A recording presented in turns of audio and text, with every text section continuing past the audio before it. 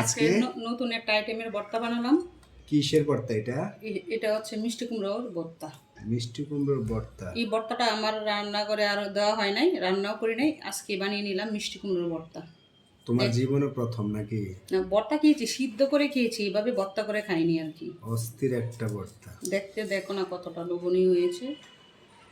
দর্শক আপনারা কমেন্ট করে জানাবেন ভর্তাটা কেমন হলো। তারপর আর কি রান্না করেছো? আর এইদিকে আসো, ও এইদিকে দেখো ইলিশ মাছ দিয়ে কচুর ঝোল। ওইটা এটা তো ইলিশ মাছের মনে হচ্ছে যে ইয়ে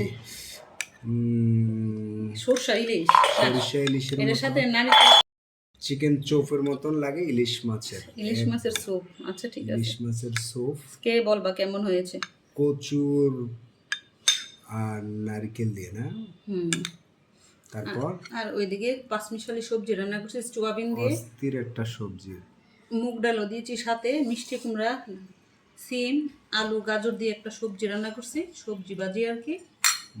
আর ওইদিকে কালকে ডালটারে জুড়া বানিয়ে নিয়েছি, শুকনা বানিয়ে নিলাম, গরম ভাতের সাথে খাবো।